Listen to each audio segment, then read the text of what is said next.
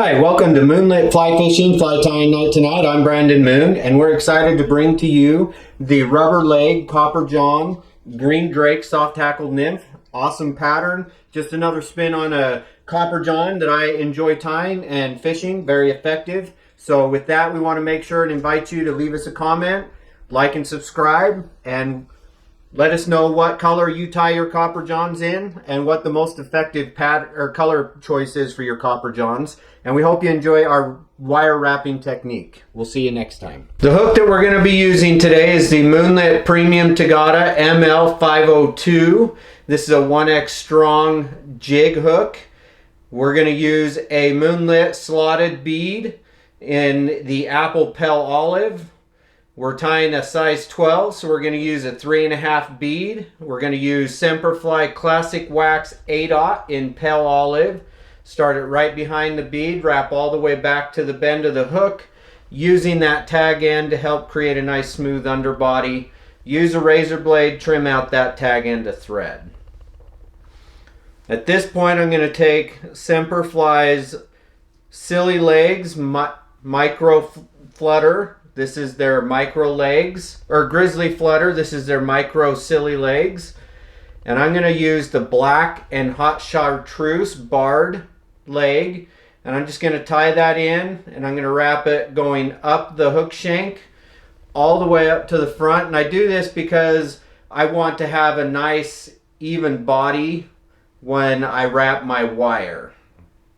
So once I've got that all the way up, I'm just going to pull it over to the other side and then wrap back down to the bend of the hook where I tied in the other side of the leg. And by wrapping my legs this way, it's going to give them a nice splay, and they'll splay out really good. I'll take and trim that just about half length of the hook shank, and you can see how they splay out real nice and good. I can wrap in front, underneath, and then over the top just to kind of help set them nice and good. Now we'll take and wrap all the way back up to the front of the hook behind the bead. Once I get up here, I'm going to take some Semperfli fly tying wire in the 0.2 bright damsel green. And I'm just going to slide that in the slot of the bead. And I'm going to wrap this back about 1/4 of the way of the hook shank and then back forward just to secure it down. I'll wrap back up to that point and half hitch it there. We're going to half hitch that thread and set it off to the side so we can use our rotary feature if we want. And we're just going to take this wire, and I want to make sure it wraps nice and even, so I get touching wraps and I don't have a bunch of gap fillers. So every couple wraps I will end up taking my finger, and you'll see there I'm going to use my finger to kind of pinch that in, and I'm just going to take and continue wrapping. Sometimes it's easier to wrap with the rotary feature. I like doing that with 2 tones and 2 wires, not as much with just a 1 color and single wire. So I'm going to continue wrapping, and again just pinching that over. And we want to wrap this all the way back to where the legs were tied in. And at that point we're just going to wrap forward with open spiral wraps, creating a rib look over the wire. Now I'm going to take my thread and secure that wire down over the top twice, in front twice. And then I'm just going to helicopter this out, and that gives me a nice clean cut on this. I like wrapping my wire back and then forward because when you tie in wire along the side of the hook, it gives a flat body, and I want mine to be more symmetrical. At this point I'm going to take a little bit of pine squirrel dubbing, and just a small amount, make a nice small dubbing noodle there, and then I'm going to wrap a little bulge here back at the back of that thorax right where the wire goes over, and I'm going to cover that wire just a little bit so I get a nice smooth transition. Now I'm going to take some more legs and we're going to tie this in on the side. Okay, and then we'll pull it back and lock it in place so that it doesn't move. Then I'll take the other side, and I'm measuring these legs to go back to just past the bend of the hook there. Loose wrap over the top twice, and then I can adjust it anywhere I need in front to lock it in place. I always lock it in place because it makes it easier.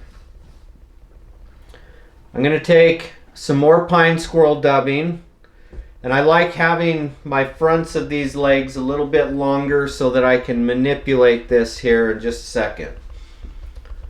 So once I've got my dubbing on here, we're going to start wrapping.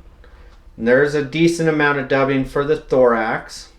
But I'm going to wrap over in the center, and then you can see I'm going to start pulling my rubber legs back so that they are both going rearwards versus going frontwards. And that's why I use a little extra dubbing here. So once I've got that, I can take and trim out my legs so that they're both even right there where that bend of the hook is. Trim that out. I can manipulate my legs just a little bit if I need to at this point. Now I'm going to take some India hen neck badger dyed olive, and I'm just going to prep. I've got the fluff taken off the bottom side.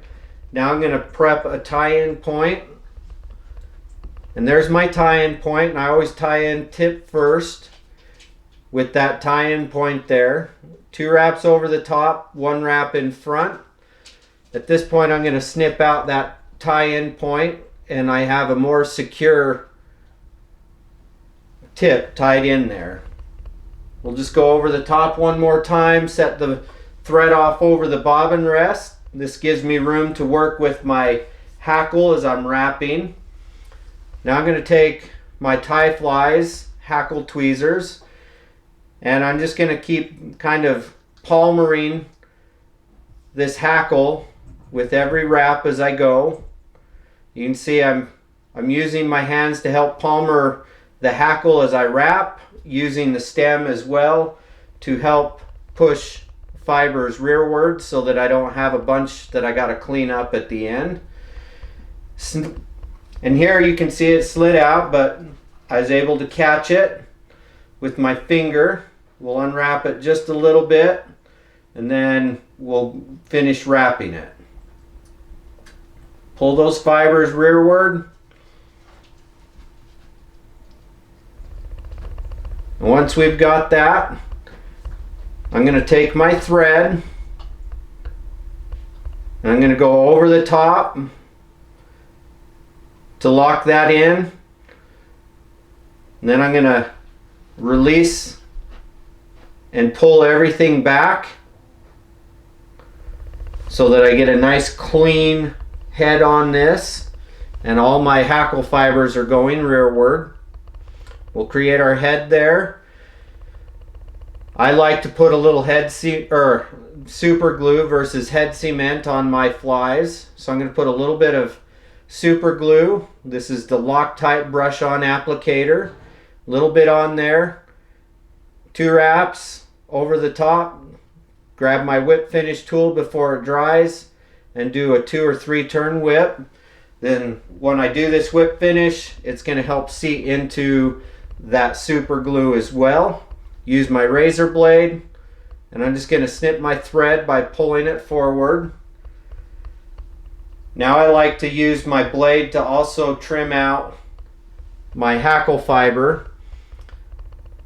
Having a hard time with my hands pulling that and cutting it out, so I'll grab my hackle pliers and pull it and trim it out.